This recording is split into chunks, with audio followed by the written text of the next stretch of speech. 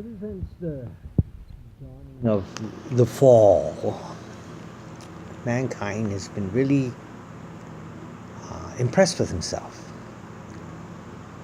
and all of his accomplishments. He's built great monuments.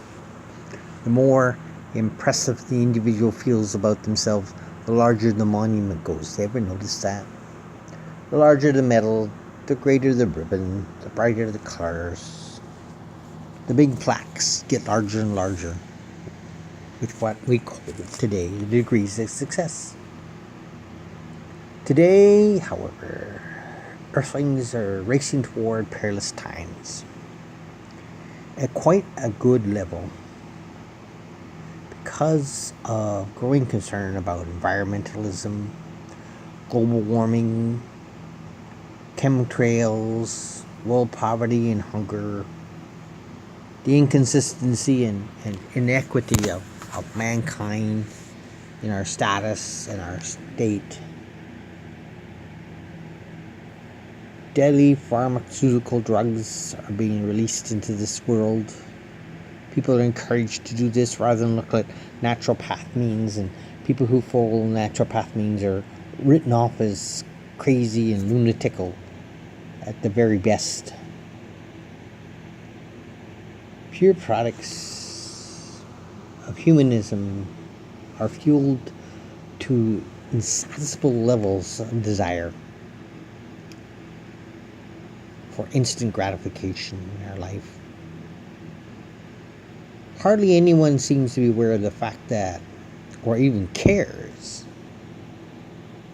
that these things have been produced and predicted from an earlier time, a more ancient era. All written about in new scriptures in the renewed covenant. And the nations were angry, and your anger is come at the time of the dead, that they shall be judged, and you shall give a reward to your servants, the prophets and the set apart believers, to them that are carry your name, and both small and great, and you shall destroy them who destroy the earth. In Revelation chapter 11, verses 18.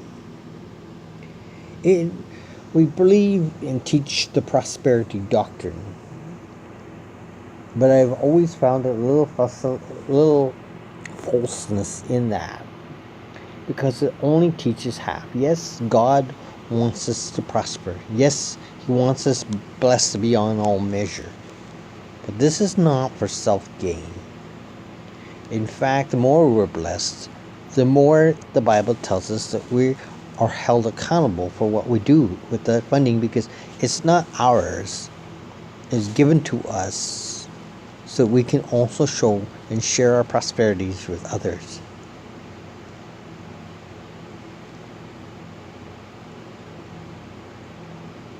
We have the inherent responsibility by which we're going to have to watch out what we're doing and what we're doing it with.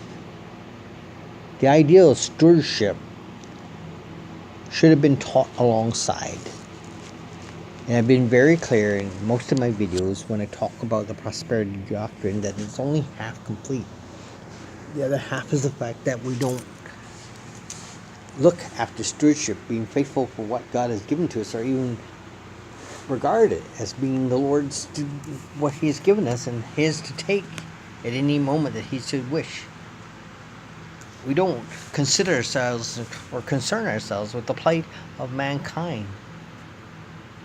For all their protesting in the streets, the multi-billionaires of Hollywood do not invest in the calamity of mankind. They don't start small businesses with billions and billions of dollars that they've been blessed with. Instead, they build themselves huge star mansions and lock themselves in the gates away from the reality of mankind, rather than starting it off. They critique the church and what it's not doing, while they too have the wealth, also do not distribute it amongst them. They don't invest in businesses. They don't invest in factories or things that could give some kind of income to an individual. They don't invest in the programs that they so loudly like to try to promote. You do not see these environmentalists investing in environmental improvement programs. They like to say what is wrong with the world, but they don't really give an example as what's right. Nor do they lead in the charge to change a very bad world into something very good. Instead, they find ways to make an income even from their own protesting. I heard very slanderous and very horrible comments coming out of one actor in regard to Donald Trump, who's the president currently of the United States. You can like him or hate him, but to me that was very unprofessional. Instead of critiquing and saying what's wrong with Donald Trump, why don't you come out with something more positive, like what could you do to improve the man? What suggestions would you do? Instead of using expletives to tell him to himself, why don't you do something positive, constructive for a change? And just don't judge the person, but rather come up with a positive enforcement of what would you do that if you were president, something that might be different. Offer the people the hope of humanity instead of being so cased and hard-hearted one toward the other. Yes, we can talk about poverty, but what are we doing to change it? Yes, we could talk about bad investments going into the United Nations. Well, why don't we stop the funding and start putting in groups that will change things?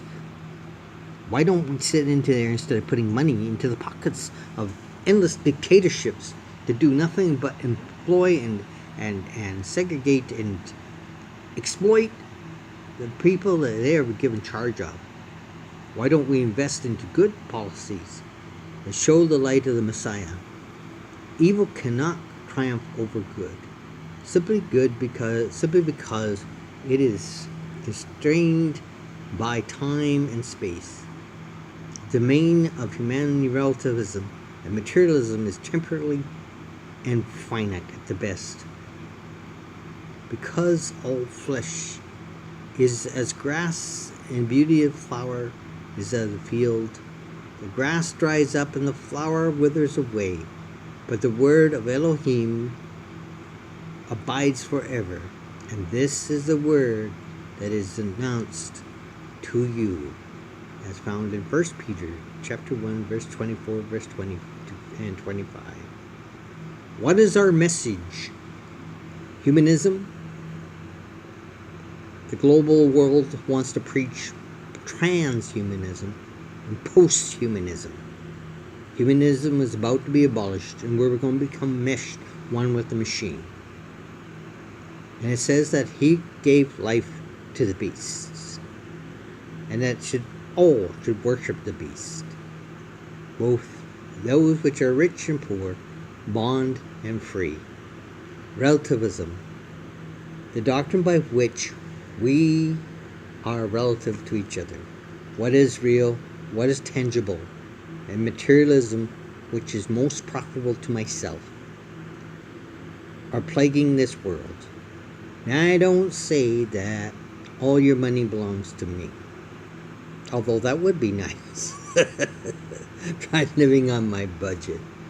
But I don't complain much. I take what God has given me, and I bless the Lord my Lord. And I tell people at his time and his measure, he will bless me again, and the wealth will be back there. I've watched my income soar, and I've watched it crash.